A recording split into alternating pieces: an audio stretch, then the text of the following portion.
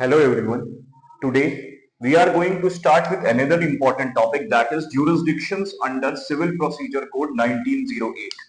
1908. So there are basically three types of jurisdiction. Three types of jurisdiction. Number one, pecuniary jurisdiction, subject matter jurisdiction, pecuniary jurisdiction, subject matter jurisdiction, and the last one is territorial jurisdiction. So these three, first of all, pecuniary jurisdiction is given under section 6 of CPC. Subject matter jurisdiction is not as such defined, but we can have some knowledge of subject matter jurisdiction from section 9 of CPC. And territorial jurisdiction we are having section 15 till 20. Section 15 till 20. Section 15 till 20. These section 6 read with section 9, read with section 15, read with section 15 of CPC. We can say it is the gateway to CPC. It is the gateway to CPC. Basically it is the gateway to CPC, जिससे अंदर हम जिसके बलबूते हम CPC के अंदर enter होते हैं, सीपीसी के अंदर एंटर होते हैं. ठीक है, let us start with one by one. एक एक करके हम समझने की कोशिश करते हैं, एक एक करके हम समझने की कोशिश करते हैं. First of all, pecuniary jurisdiction. First of all, pecuniary jurisdiction. सबसे पहले pecuniary, what pecuniary jurisdiction as it is defined under section 6 of civil procedure code. pecuniary jurisdiction, मान के चलिए कोई कोर्ट है, आपका कोई केस है, आप इस कोर्ट में लेके जाना चाह रहे हो. आपको कैसे पता लगेगा? pecuniary jurisdiction का मतलब होता है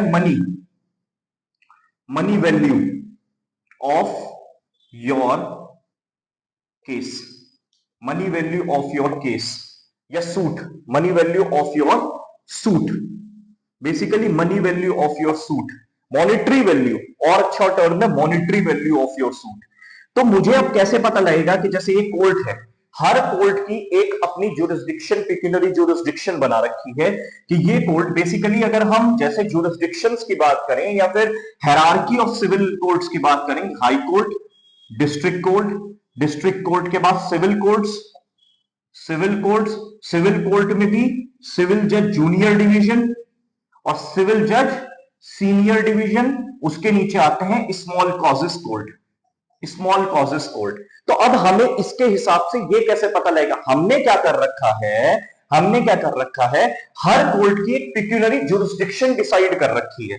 जैसे हमने सिविल कोर्ट की ये पिक्यूनरी जुरिस्डिक्शन डिसाइड कर रखी है कि 20 लाख तक के, हर स्टेट की अलग अलग पिक्यूनरी जुरिस्डिक्शन होती है हर कोर्ट की, हर स्टेट के अंदर. जैसे मान के चलिए दिल्ली के अंदर हमने ये डिसाइड कर रखा है कि 20 लाख तक के केस जाएंगे सिविल कोर्ट्स के अंदर, 20 लाख से 2 करोड़ तक के केस जाएंगे. ठीक है, मान लीजिए फॉर एन एग्जाम्पल ही समझा रहा हूं, 2 करोड़ के केस जाएंगे डिस्ट्रिक्ट कोर्ट के अंदर. तो अगर मान के चलिए ए और बी हैं, उनके बीच में एक प्रॉपर्टी को लेके डिस्प्यूट हो जाता है, एक प्रॉपर्टी को लेके डिस्प्यूट हो जाता है. मान के चलिए ये है वो प्रॉपर्टी जिसको लेके उनके बीच में एक डिस्प्यूट है.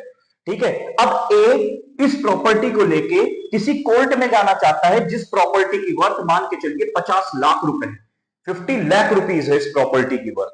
तो अब हमें ये कैसे, उसे ये देखना है, अब हर कोर्ट में थोड़ी ना जा सकता है वो. ठीक है, तो उसकी जो ओरिजिनल जुरिस्डिक्शन बनेगी, original jurisdiction, what we call it as original jurisdiction. हमें ये ओरिजिनल जुरिस्डिक्शन का मतलब कि वो पहली बार केस कहां पे लेके जाएगा, कौन से कोर्ट में लेके जाएगा, तो उस कोर्ट की उसे पिक्यूनरी जुरिस्डिक्शन चेक करनी पड़ेगी. उस कोर्ट की उसे पिक्यूनरी जुरिस्डिक्शन चेक करनी पड़ेगी. क्या 50 लाख तक के मैटर इस कोर्ट के अंदर आते हैं या नहीं आते हैं? अगर आते हैं तो इस कोर्ट की है पिक्यूनरी जुरिस्डिक्शन कि वो ऐसे मैटर्स को ले ले, ऐसे मैटर्स इस कोर्ट के अंदर आ सकते हैं। तो सेक्शन 6 इसी वजह से बात करता है पिक्यूनरी जुरिस्डिक्शन की, कि उसकी मॉनेटरी वैल्यू, जो उस केस की प्रॉपर्टी की वैल्यू है, जो सब्जेक्ट मैटर है केस का वो है प्रॉपर्टी, उस प्रॉपर्टी की जो वैल्यू है, क्या ये कोर्ट उतनी प्रॉपर्टी की वैल्यू का केस ले सकता है या नहीं ले सकता है, या ओरिजिनल जुरिस्डिक्शन के लिए भाई जैसे 2 करोड़ यहां तक तय है, 2 करोड़ से ऊपर वाले सारे हाई कोर्ट जाएंगे, तो ओरिजिनल जुरिस्डिक्शन फिर पहली बार केस हाई कोर्ट जाएगा अगर 2 करोड़ से ऊपर का है। तो अभी 50 लाख की प्रॉपर्टी है, तो डिस्ट्रिक्ट कोर्ट हमारा पहली बार वो बंदा लेके जाएगा अपना केस डिस्ट्रिक्ट कोर्ट के अंदर। So let us read once section 6 of CPC. What section 6 is saying? Pecuniary jurisdiction, save in so far as it's otherwise expressly provided.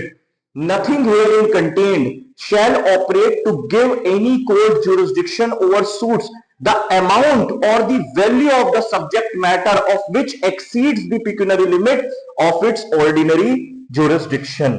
तो अगर उसकी jurisdiction से बाहर उसकी जो मनी और वैल्यू है उसके बाहर का वो केस नहीं ले सकता। तो सबसे पहले आपको वो जो सब्जेक्ट मैटर, जो प्रॉपर्टी है, उसका आपको ये चेक करना पड़ेगा उसकी वैल्यू कितनी है, क्या उस कोर्ट के अंदर इतनी वैल्यू का केस आ सकता है या नहीं आ सकता है। मैंने ऑलरेडी आपको बता दिया है कि हर कोर्ट की एक पिक्यूनरी जुरिस्डिक्शन सेट होती है, ठीक है। तो सेक्शन 6, ठीक है। इसके बाद आता है जब बंदे ने ये चीज देख ली, ए ने, कि भाई हाँ भाई 50 लाख का मैटर इस कोर्ट में आ रहा है, फिर वो चेक करेगा जो कि है सब्जेक्ट मैटर ज्यूरिसडिक्शन। वो चेक करेगा सब्जेक्ट मैटर ज्यूरिसडिक्शन, क्या इस केस की सब्जेक्ट मैटर ज्यूरिसडिक्शन है या नहीं। What is subject matter jurisdiction? What is subject matter jurisdiction as per section 9, है ना। सब्जेक्ट मैटर ज्यूरिसडिक्शन का मतलब है कि वो जो कोर्ट है, मान के चलिए ये कोर्ट है, ठीक है जी, इसकी पिक्यूनरी जुरिस्डिक्शन तो है कि ये इतने 50 लाख तक का मैटर संभाल सकता है, मगर क्या ये प्रॉपर्टी, जो एक सब्जेक्ट मैटर है, प्रॉपर्टी से रिलेटेड केसेस से डील करता है, ठीक है। वहां लिखा है court to try all civil suits unless barred, कि जितने भी civil suits, what is civil suits, जिनका नेचर ही सिविल हो, जैसे मैट्रिमोनियल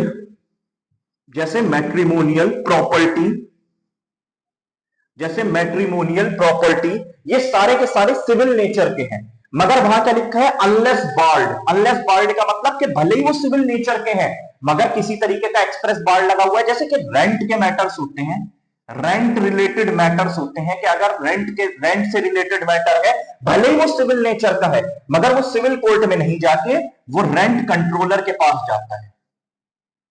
जैसे लेबर कोर्ट्स होते हैं, भले ही वो सिविल नेचर का है, वो नहीं सिविल कोर्ट्स ना जाके वो लेबर कोर्ट में जाएगा। टैक्स का मैटर है, इन सब चीजों के मैटर है, भले ही वो सिविल नेचर के हैं, मगर जैसे मैट्रिमोनियल हो गए, प्रॉपर्टी डिस्प्यूट हो गए, इन सब तरीके के मैटर वो सिविल नेचर के भी होते हैं और वो सिविल कोर्ट में ही दर्ज होते हैं। तो हमें दूसरी चीज क्या चेक करनी है, जो हमारा सब्जेक्ट मैटर है, क्या वो सिविल सूट है, कि वो एक ऑल द सिविल सूट है, ठीक है जी, क्या वो सिविल नेचर का है, बिल्कुल वो सिविल नेचर का है, प्रॉपर्टी है तो बिल्कुल सिविल नेचर का है। क्या सिविल कोर्ट उसे ट्राई करेगा, क्या सिविल कोर्ट के अंदर ही वो मैटर जाएगा, वो सब्जेक्ट मैटर क्या सिविल कोर्ट के अंदर जाएगा, या उस पर कोई एक्सप्रेस या फिर कोई इंप्लाइड बार तो नहीं है कि भले ही वो सिविल नेचर का है मगर सिविल कोर्ट ने ट्राई करेगा उसे, जैसे रेंट से रिलेटेड मैटर मैंने आपको बताया। तो let us read section number 9 also, let us read section number 9 also. What section number 9 is saying, court to try all civil suits unless barred, the court shall का मतलब mandatory, subject to the provision herein contained. जहां भी बेटा याद रखेंगे हम, जहां भी सब्जेक्ट टू आ रहा होगा ना, सब्जेक्ट टू, जहां भी सब्जेक्ट टू आ रहा है, इसका मतलब है इन एडिशन टू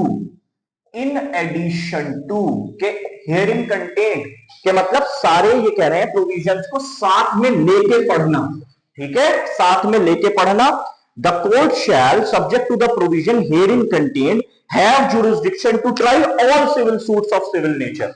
जो भी सिविल सूट है सिविल नेचर का वो ट्राई कर सकता है। मान के चलिए अभी तो ये बात भी कह रहे हैं कि भाई अगर कोई रेंट का मैटर है वो सिविल सूट तो है ही, सिविल नेचर का भी है, तो ऑल सिविल सूट्स, मगर बेटा नहीं, आगे क्या बात लिखी है, civil nature excepting suits of which their cognizance is either expressly और इंप्लाइडली बार। क्या लिखा है, आइदर एक्सप्रेसली और इंप्लाइडली बार, आइदर एक्सप्रेसली और इंप्लाइडली, या तो एक्सप्रेस बार है या फिर इंप्लाइड बार है कि वो सिविल कोर्ट के अंदर जाएगा या नहीं जाएगा, भले ही वो सिविल नेचर का। तो ये होती है हमारी subject matter jurisdiction. Under section 9 से हम इसे एक झलक देख लेते हैं, मगर फिर से एक बार बता देता हूं, जो हमारा सब्जेक्ट मैटर है, क्या सिविल कोड उस सब्जेक्ट मैटर से डील करता है या नहीं करता, सिंपल भाषा में ये है। तो ये हो गई हमारी subject matter jurisdiction. Now lastly territorial jurisdiction. Territorial jurisdiction, what is territorial jurisdiction? What is territorial jurisdiction? देखिए भाई, हमने ये भी देख लिया कि हमारा मैटर है, उसकी पिक्यूनरी ज्यूरिसडिक्शन भी बन गई है, उसकी सब्जेक्ट मैटर ज्यूरिसडिक्शन भी बन गई है।